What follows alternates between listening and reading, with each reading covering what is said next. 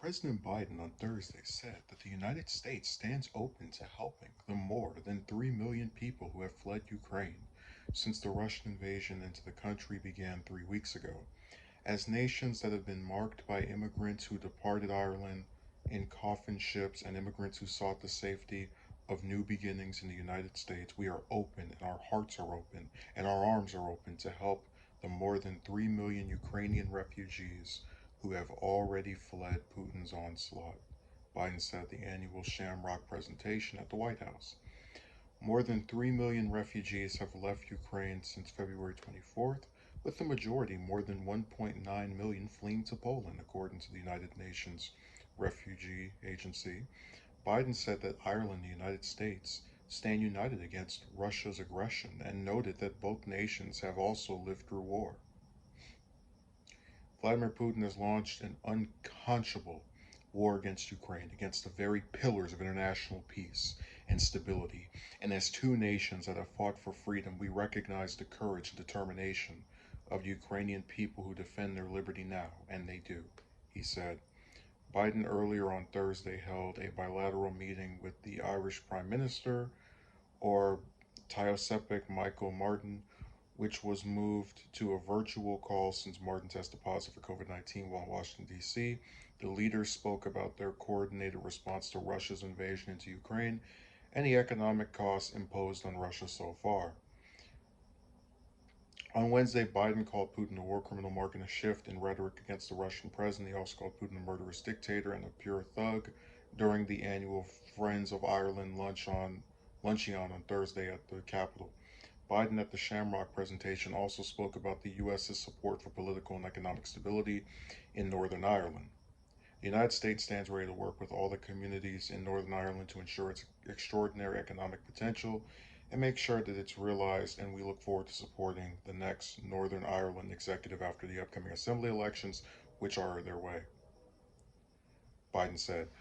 So I've said before that I think all these different countries that are grandstanding about how they want to support Ukraine and we stand with the Ukrainians, all of them should allow immigrants from Ukraine to come to their countries.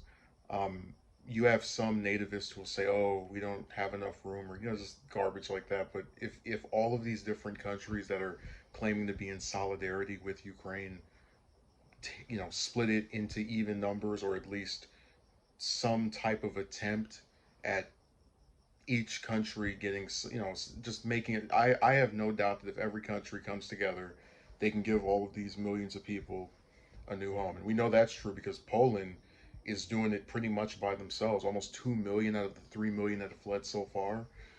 Um, and they're not even really extending, from what I've seen, they're not really even extending that much of an olive branch. They're just more nearby. They're not going out of their way to take in immigrants. They're just in a closer proximity than we are to Ukraine.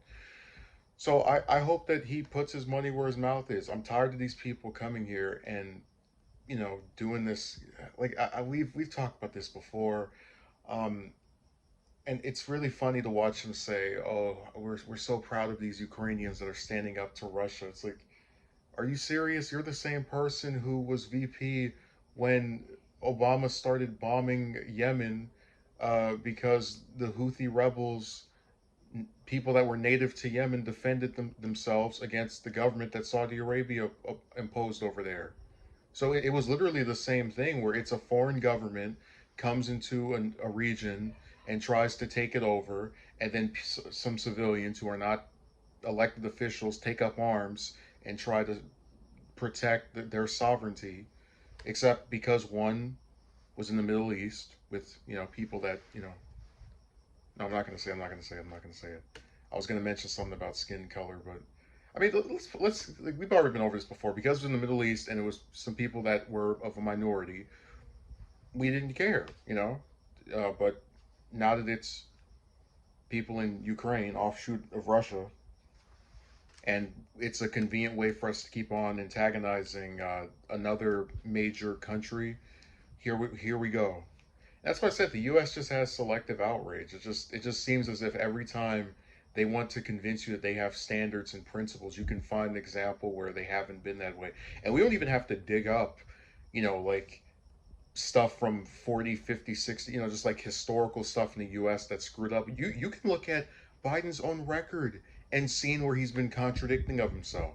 So I really hope that him and Canada and UK and all these other countries that are saying they're in such solidarity with the Ukrainians will take them in. Otherwise they're hypocrites.